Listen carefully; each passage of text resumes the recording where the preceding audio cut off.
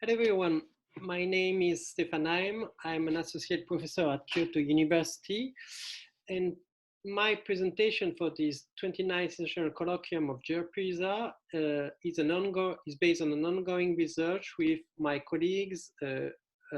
Kakitani Kosuke from Toyota Motor Corporation, Professor Lee Jero from Hiroshima State University, and Professor Shioji Hiromi from Kagoshima Prefectural College.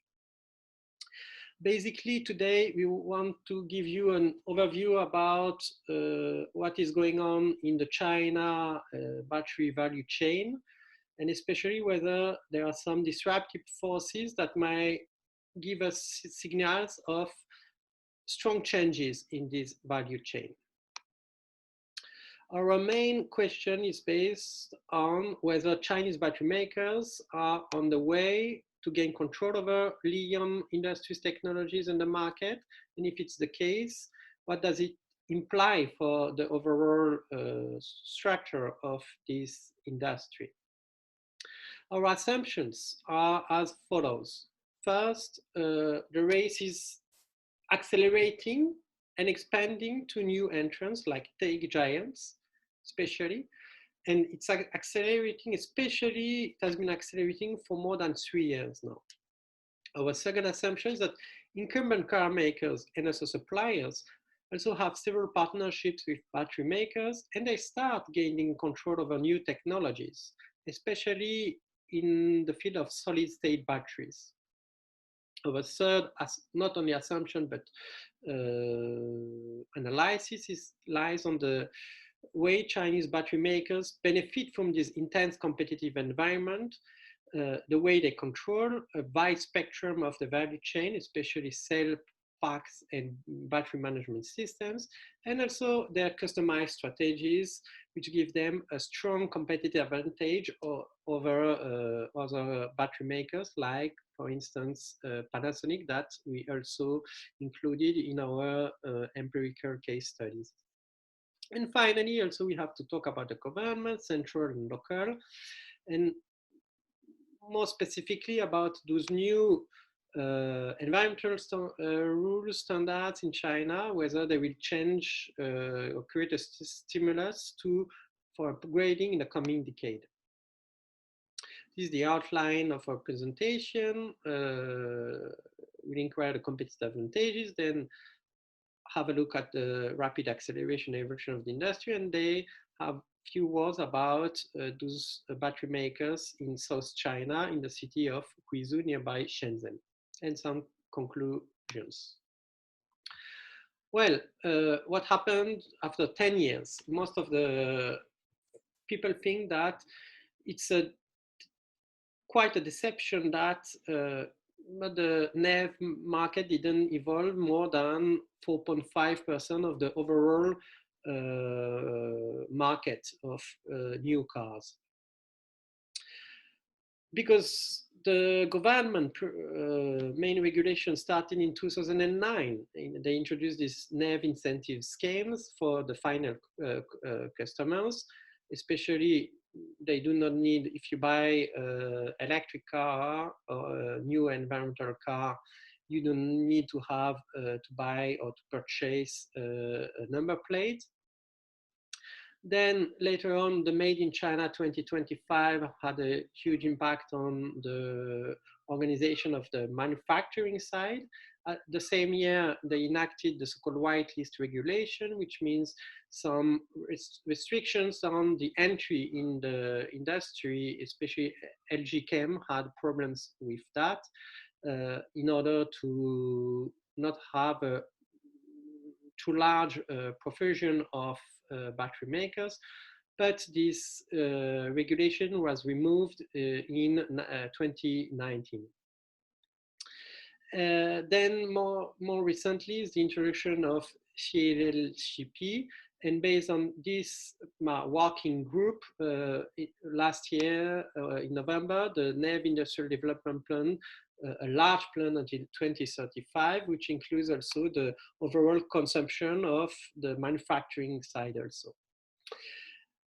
Well, in 2020, that is the picture in 2020. CATL has strong leadership in this industry, not only in terms of market share, but also because they have a large spec of NEV makers, more than 11 car makers from Audi, but BMW was the first car maker with brilliance, down to other car makers, Volkswagen and others, German ones and so on. But also in terms of the new technologies, in terms of energy density, they can have well advantage in the coming years, especially in terms of the split of the batteries, whether it's manganese or not, and so on. They are quite well advanced, whether those are cylindric or and others, they are well advanced in that. Then after them, you can see that Chinese makers are quite well positioned. BYD, we all know pretty well the story of BYD, not only a NEV maker, but also a battery maker first.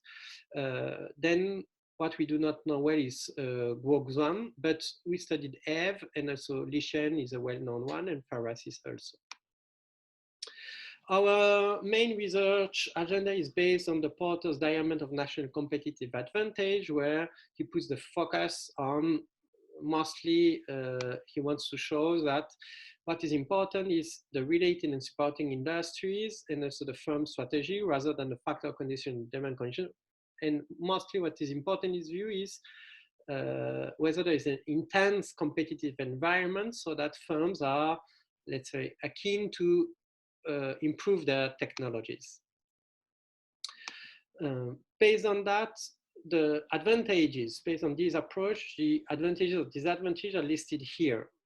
What we have seen from our data collected in China, thanks to our colleagues Zhao Wei and Boi Luce.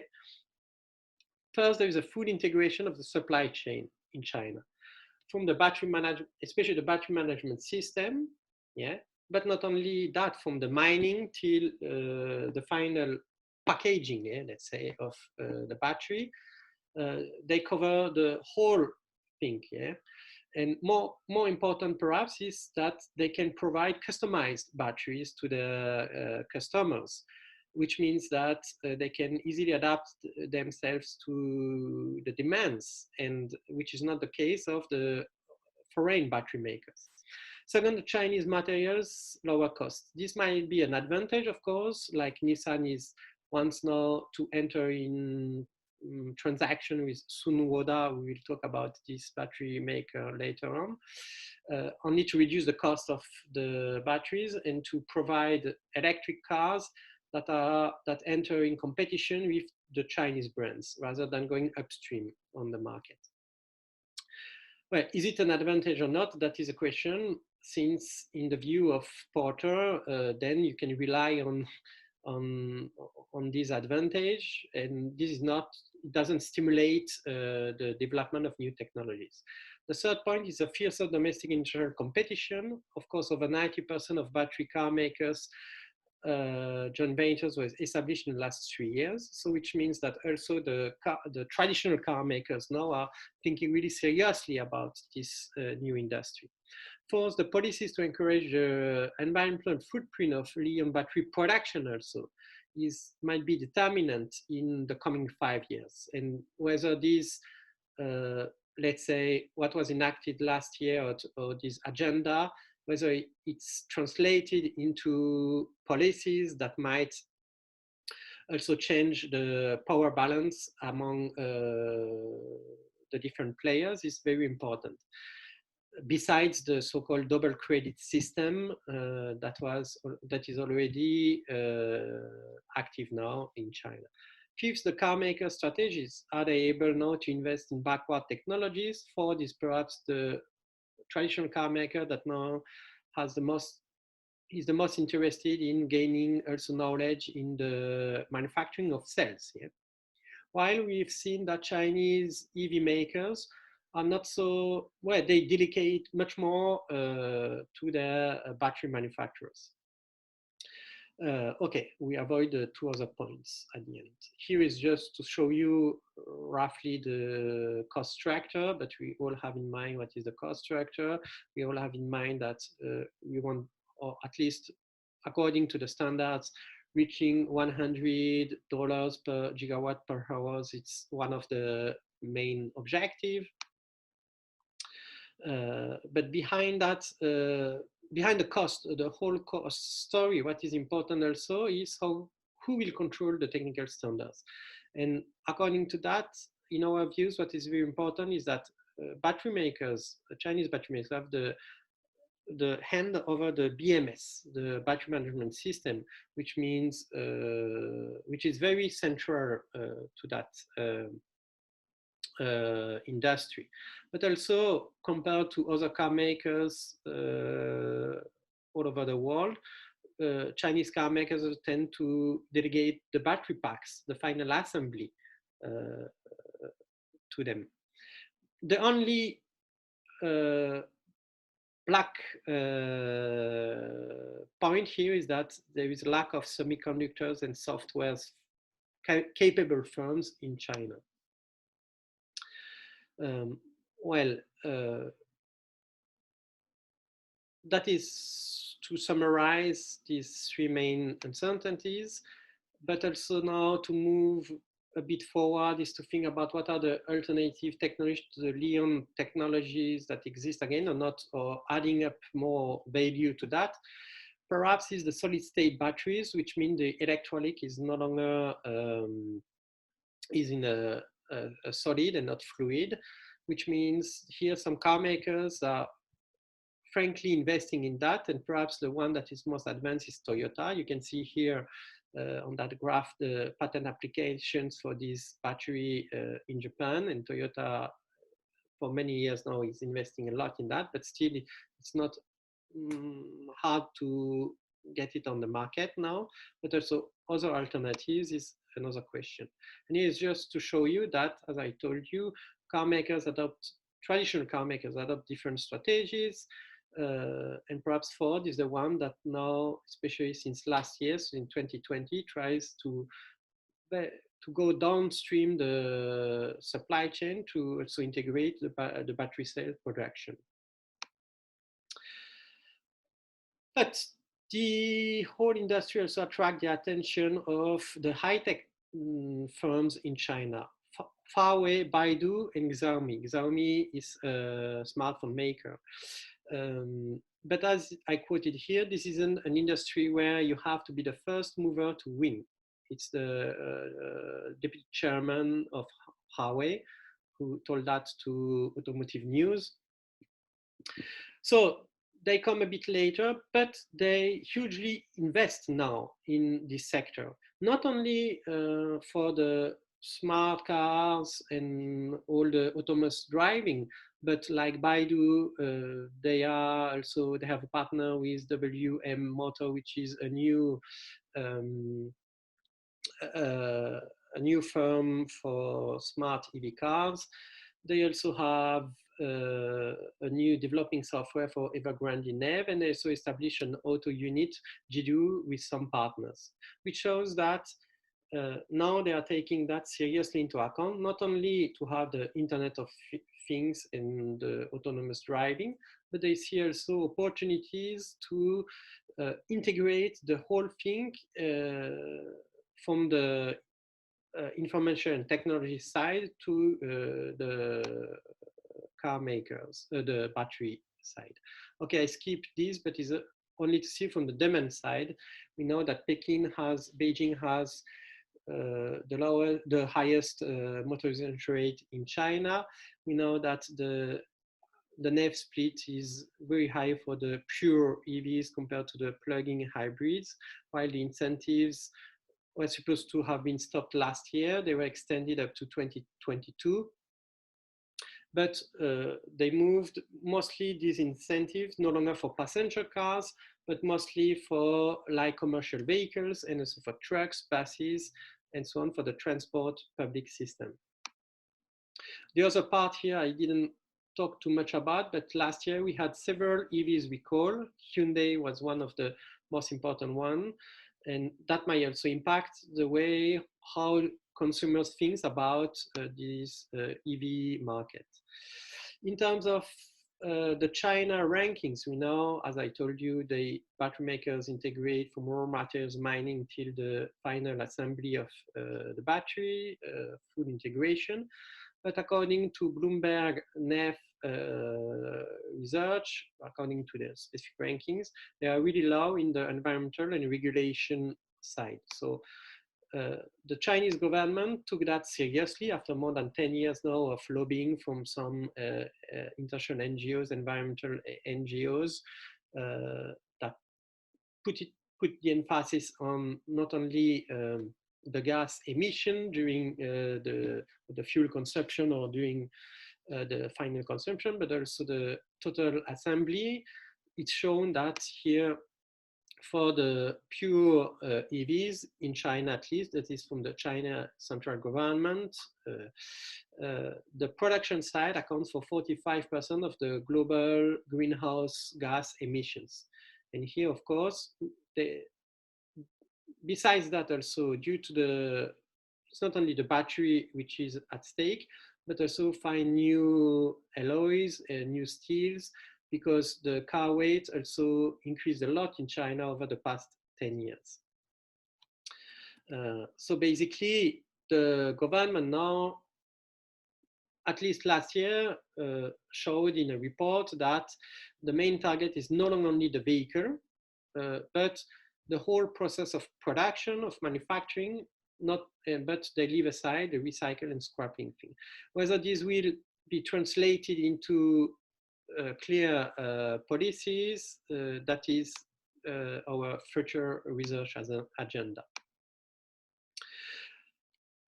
Well, and now just to have more details about why those battery makers are so, what we can call now, vertical integrators, not specialized ones in our views, because they deliver many different batteries, not only for the EVs, but also for e-cigarettes. Some started with e-cigarettes and developed to the car industry market. Others also from the smartphone, they moved to the car industry. Not on, and in for the NEVs, for the EVs, they can provide several types of batteries. As I told you, also very customized one. That is the strong advantage they have over LG Chem or Panasonic and the other battery makers. So briefly, on the one tier layer, we have roughly 9 battery makers that have a strong advantage, 2 for buses and trucks and 7 for private cars. But on the second layer, on the second tier, we have many specialized makers, of course, small ones. We have found one in the Huizhou. Huizhou is this city or this county nearby Shenzhen and Hong Kong, with histories that why the car industry is so strong there, because car electronic component supply existed there, BMS makers also, car part suppliers also, electronic subcontract manufacturers also. So there was also an environment in which they could develop very well and translate their competencies for the batteries, or at least add their knowledge to build batteries. The battery value chain is complete also in this so-called cluster. Yeah, we have seen at least 3 systems integrators, what you call system integrators: BYD, EV, and Sunwoda. BYD is well known, EV a bit more. Sunwoda is pretty much not known, but it's a very interesting case. One, what we might call a niche maker for trucks and buses, high power, and one BMS specialized maker, Desay Blue. But this Desay Blue is a spin-off of the Desay Industry Group. And this group also has a very interesting positioning in the whole automotive industry. It might have an interesting role to be inquired in the future. And also one Lion battery precision components maker, Kedali, and one specialized equipment supplier, machine maker, Yinghe. So we had interviews and monographic research in August 2019, thanks to Zhao Wei and Boyi Luce, our colleagues in China and Europe. And also, we had several interviews with Panasonic and other makers. We could also meet local government officials to talk with them. Briefly, it's a very brief presentation to tell you how developed they are. At least these three core, what we call system integrators, EV, Sunwoda, and BYD. I leave it aside because we know well this trajectory. And perhaps also we have to focus also a bit on Desay Blue. They are very interesting cases because EV had a trajectory that followed a diversification process. Yeah, they were established in 2001, listed on Shenzhen Stock Exchange Market in 2009, and from that time on, they invested in the lithium battery only in 2012, and they made a spin-off, first spin-off, EV ENC, which is according to, if you follow Porter's view, it's very important to have a spin-off because then you have a small unit within that firm that can only focus on this bus market and also is not too much, let's say, absorbed by the overall firm main objectives and is more independent to have its own development. Then they manufactured batteries for the first time in 2014. And from that time on, they grew quite a lot. They developed a lot of different plans, but also of R&D centers and so on. They have several also several partnerships with institutes and so on, postdoctoral research programs and so on. And from that time on, now they moved in the top 10 of the battery makers in China. And also they try now in the second half of the 2010s, well, they developed more strategic partnership with local partners like BNET, yeah, but also they purchase other important makers. So which means that now they attain a capability of production, low, not only low cost batteries, but also they can produce pretty good batteries, which means that last year they were engaged in discussion with BMW Brilliance Automotive to have a partnership or at least to deliver them some batteries in the future. When we recall the development of CATL in 2011 developed thanks to its first partnership with BMW Brilliance. Yeah? So perhaps this might help them also to upgrade in the market. And also they enter in discussion and signed also an annual cooperation agreement. It's not clear what is going on still in there with Alibaba to have an interface with the Internet of Energy, perhaps, and so on. So which means that Eve now covers a wide range of the whole segment. And from that point of view, well, we can call them system integrator vertically because they have the knowledge, especially from the BMS. They can customize the batteries.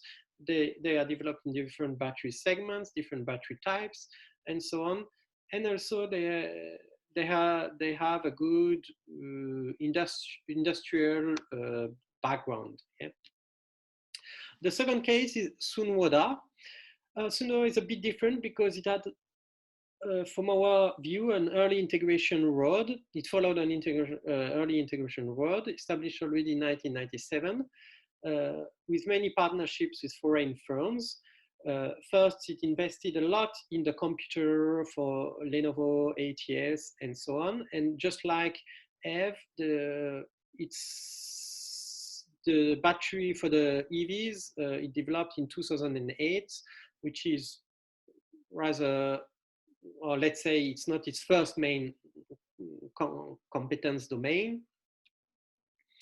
They were listed also on the Shenzhen stock market in 2011 and first R&D manufacturing and sale of lithium battery module combined as the first one. And from that time on, they grew bigger and bigger.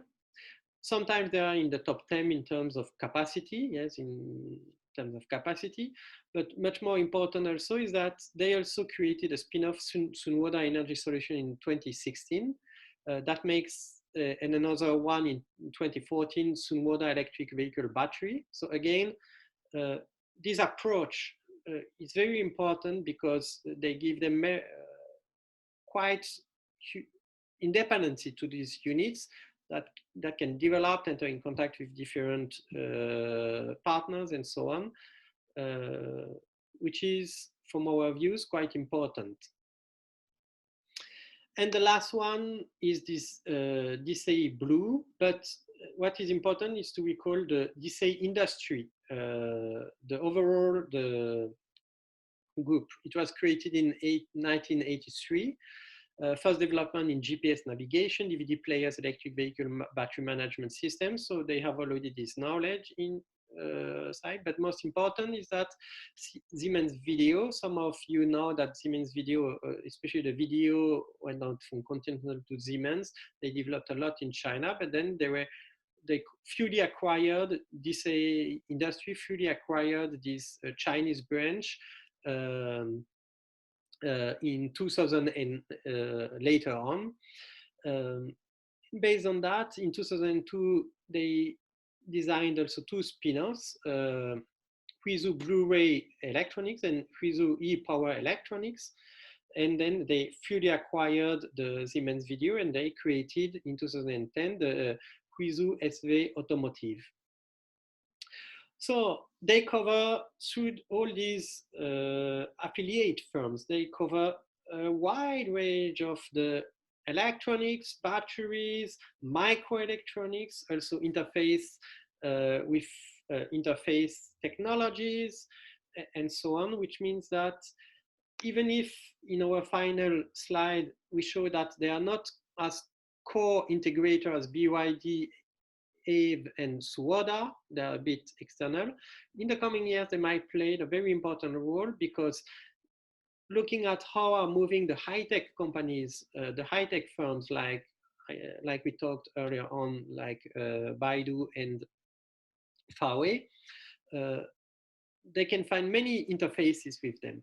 But it's not only because of this. BYD, Eve, and Sunwoda also have the capacities to have alliances with these high-tech companies.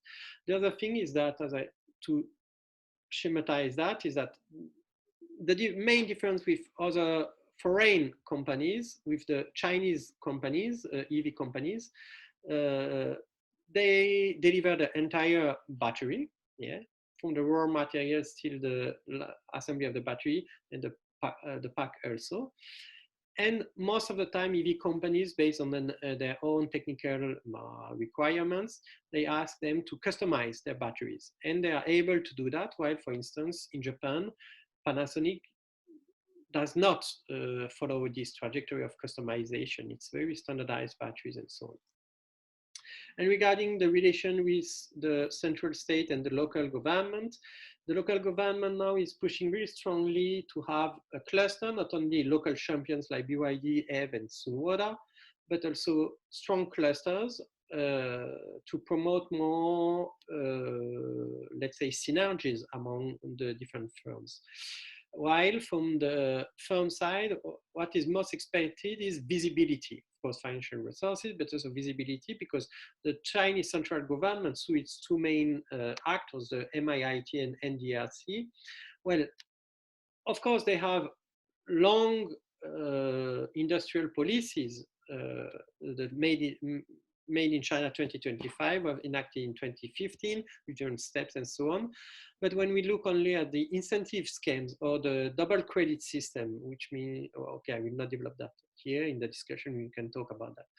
But the changes, the announcement of whether the same incentive scheme will be kept or not, or whether they will change that, creates quite uncertainties within the firms. Yeah. So this thing is a requirement, but from our view, we can tell that also leaving a bit uncertainties help also firms to keep them innovating. So to conclude, few words. The lithium battery industry in China became more competitive, of course, especially for more than 3 years now, and diverse, of course, which is a source of competitive advantage. So it's for sure this is a core thing. Why? Because CATL grew as a central player with many different customers and also a tech leadership. Well, of course, now it's quite central. But the central government moves away from a pull policy to a push policy, so to give more incentives to the manufacturing side. And here the question is what will be the role of the total greenhouse gas emissions policies? But also there are investment by high-tech firms such as Huawei, as I told you, and they have already strong alliances with BAIC, Chang'an, and GAC, and also Baidu in EV startup WM Motors, smart car tech Jiadu Auto division created also Xiaomi, the smartphone maker. But more, perhaps also quite interesting in this new environment, is a new competitive environment, not in China, now it's on the world, on the global scale. The traditional car makers, what is happening there? Well, we can talk that a long time, but just to summarize it really quickly, Ford is hugely investing in the manufacturing of cells, which means going downstream the manufacturing and tries to integrate that and then to be a core player and then to avoid the too strong reliance on battery makers.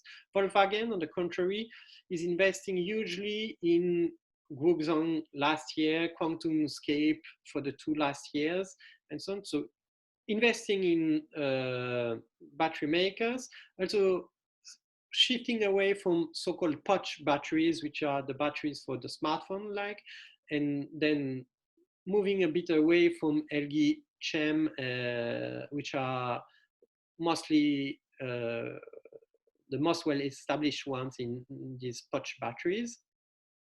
So Volkswagen also tries also somewhat to integrate in its own system this battery manufacturing part. GM has close ties with LG Chem. As you know, in 3 years, they intend to build a more 30 gigawatt per hour factory in Ohio. Nissan then, well, given its previous results, bad results, yeah, now, and given the fact that it's very low cost model for design for the China market in 2012, the Venucia brand didn't work as well as expected. Now, Nissan is envisioning having Sunwoda as a battery provider in China, especially to compete with Chinese low-cost cars, EV low-cost cars. So that's a new power, and especially for the e-power models. And Toyota is about to leapfrog the current technology and moving away with its main partner, Panasonic, to build, but also a national consortium in Japan to build solid state batteries, but the technology now is still not on the market. Some say in 2023, NIO, for instance, said that in 2023, they can deliver a state solid battery base car that can run 100 miles without charging. So we will see what will happen. And finally, what we see from our empirical case in Huizhou is that Chinese battery makers can in fact disrupt the value chain because they can integrate the whole R&D and manufacturing process covering different parts of the supply chain. And also they can diversify the portfolio not only of customers but also of products, which is a great advantage perhaps compared to Panasonic that relied a lot on Tesla. Now Panasonic is no longer the only Tesla batteries providers. We know it very well, which might cause some problem to Panasonic. Anyway, that's another question. Okay, that's all for us today. Thank you very much for your attention. Hopefully next year we can have face-to-face exchanges. And I'm looking forward to meeting those who are interested in that presentation next week, next Monday. Thank you very much. Bye-bye.